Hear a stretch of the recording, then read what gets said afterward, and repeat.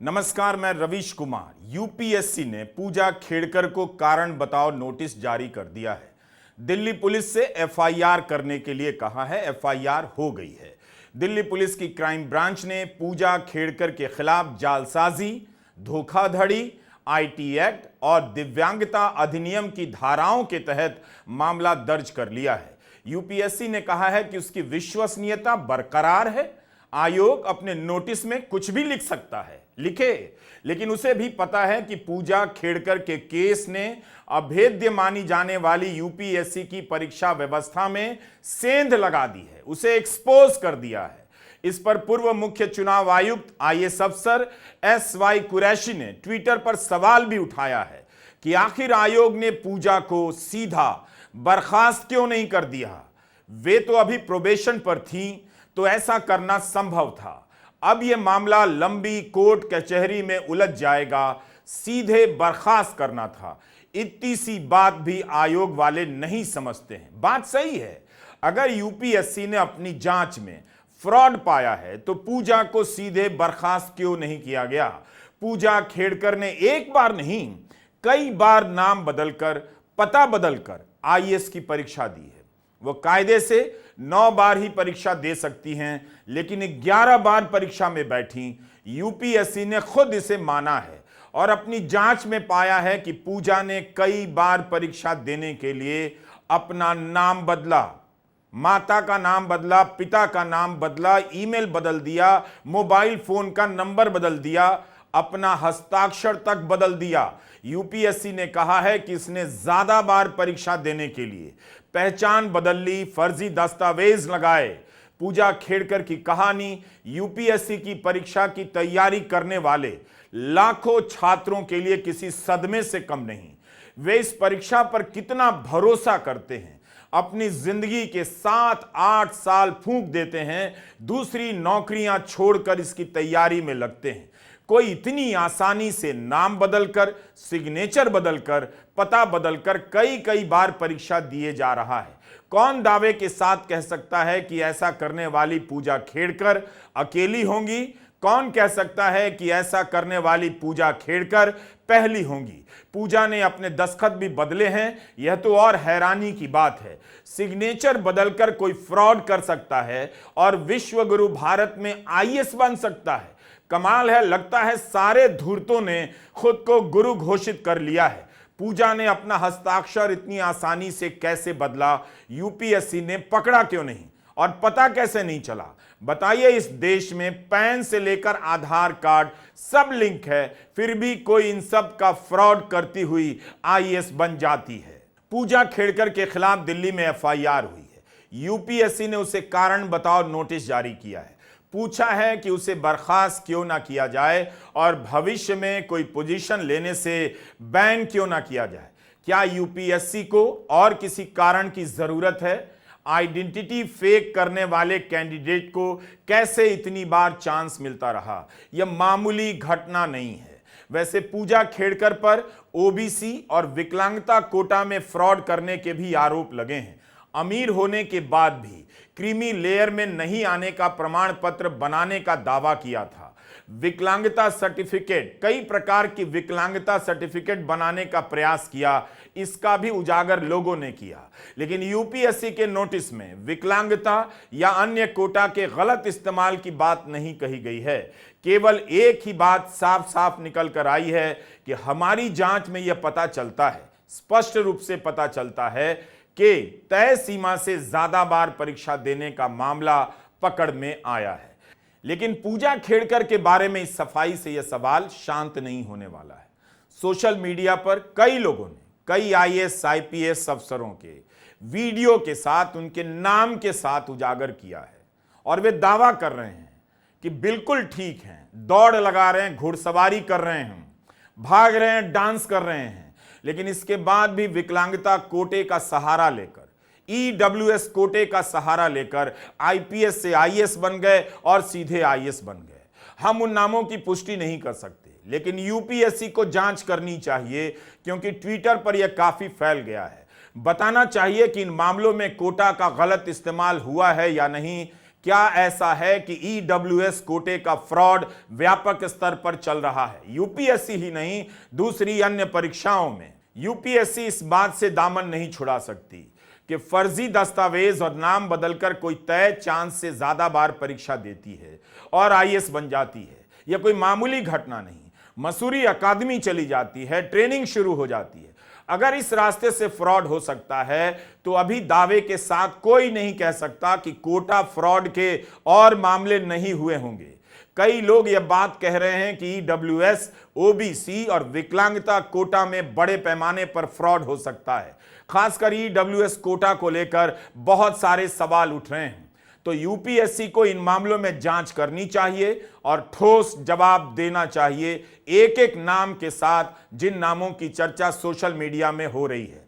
अकेली पूजा गई यहाँ तक तो ठीक है, लेकिन बाकी लोगों ने जो कुछ भी किया है, फर्जी सर्टिफिकेट देना, उनको बहुत सारी मदद करना, उनको मेडिकली डिसेबल साबित करना, उनको नॉन क्रिमिनल सर्टिफिकेट देना, ऐसे बहुत सारे प्रकार के सर्टिफिकेट्स आज भी बाजार में मिलते हैं और उनकी बाकायदा कीमत तय हो गई है।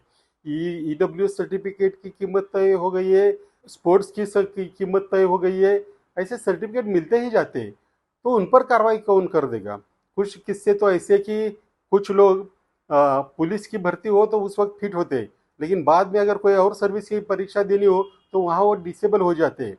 ऐसे लोग सिस्टम में पहले से आए गए हैं और जो ये सिस्टम तोड़कर अंदर आते, ये अच्छे लोग नहीं, इनकी नीयत अच्छी नहीं, उनको शुरू से ही गैर काम करने की, इलीगल काम करने की आदत लग चुकी है। ऐसे लोगों का सिस्टम में आना सारे हिंदुस्तान के लिए, लोकशाही के लिए, सारे सिस्टम के लिए, एडमिनिस्ट्रेशन के लिए ये गलत है। पूजा खेड़कर के मामले में एक बात साफ रखनी चाहिए, इनका फ्रॉड यूपीएससी ने नहीं पकड़ा, इसे पकड़ा आम लोगों ने, पत्रकारों ने, पुणे के पत्रकारों ने। अगर कोई पहल नहीं करता तो पूजा खेड़कर आराम से कलेक्टर बनती, उससे पहले एसडीएम बनती और क्या पता आगे जाकर क्या क्या बनती। यही वो 4 छल्ले वाली ऑडी कार है जिस पर पूजा लाल बत्ती लहरा रही थी, अपने वरिष्ठ अफसर के केबिन में हिस्सा मांग रही थी। ट्रेनिंग के दौरान ही इनकी हरकतों से लोगों को शक हो गया। आम आदमी पार्टी के उपाध्यक्ष विजय कुंभार को शक हुआ तो उन्होंने पता करना शुरू कर दिया और दस्तावेज ट्विटर पर फैलने लग गए। फिर पुणे के पत्रकारों ने एक एक सर्टिफिकेट को छान मारा, निकाला, अस्पताल से विकलांगता कोटे के दस्तावेजों को निकाला। पूजा की मां मनोरमा खेड़कर का पुराना वीडियो निकल आया, 1 साल पुराना, जिसमें मोहतरमा पिस्टल लहराकर किसी गरीब को धमकाने गई थी। इन हरकतों पर अगर नजर नहीं गई होती, लोगों ने पड़ताल ना की होती, तो यूपीएससी के भीतर कोई फ्रॉड करके आराम से आईएएस बन गई, किसी को पता भी नहीं चलता। यूपीएससी को अच्छी तरह से पता है कि पूजा खेड़कर के केस ने उसकी साख पर गहरा धब्बा लगाया है। आम लोगों ने इतने पुख्ता तरीके से पूजा खेड़कर को लेकर सवाल उठाए कि यूपीएससी के लिए भी नकारना मुश्किल हो गया। अगर कोई सिग्नेचर का फ्रॉड करे, पते का फ्रॉड करे, नाम बदलकर बार बार परीक्षा में बैठे और यूपीएससी को पता न चले, तो इसका मतलब है उसका सिस्टम फूल प्रूफ नहीं है। फ्रॉड करने वालों के लिए गुंजाइश है और आसानी से ऐसा किया जा सकता है।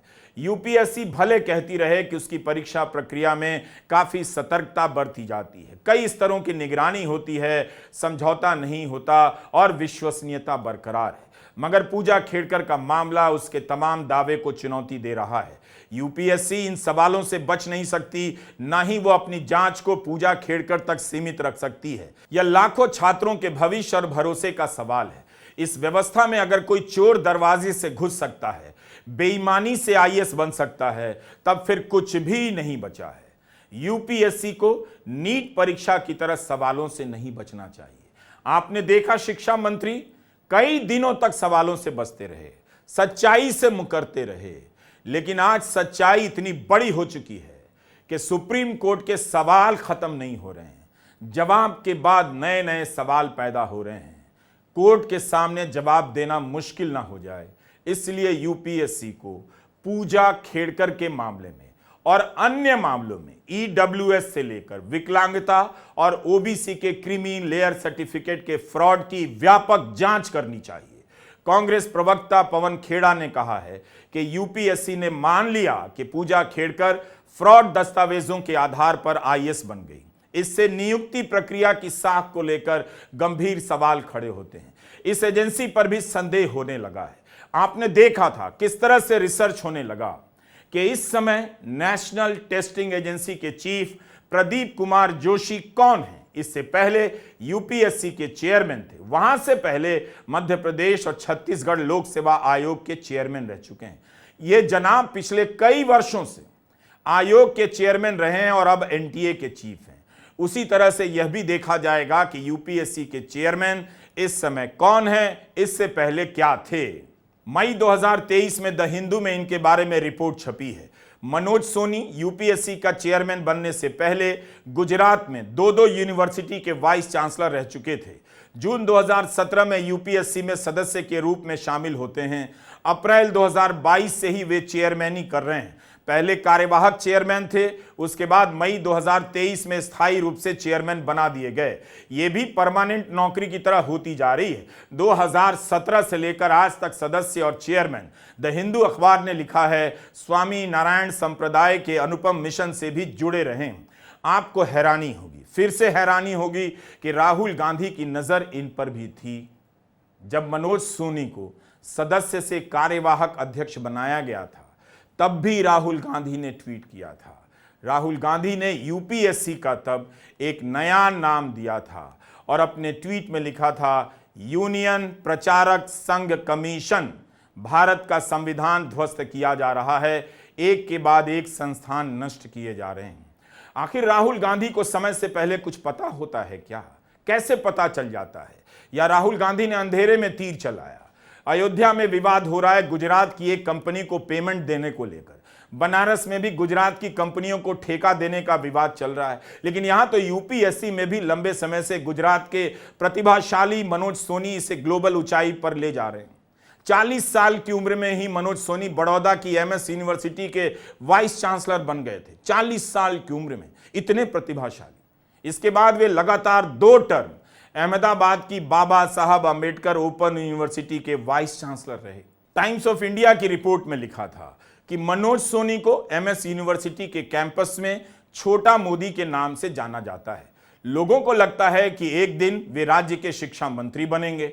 लिखा है कि मनोज सोनी के आने पर कैंपस में संघ और बीजेपी के लोग फैसले लेने लगे हैं। अखबार ने लिखा है कि इनके कार्यकाल में बड़ौदा की इस शानदार यूनिवर्सिटी में काफी गिरावट देखी गई।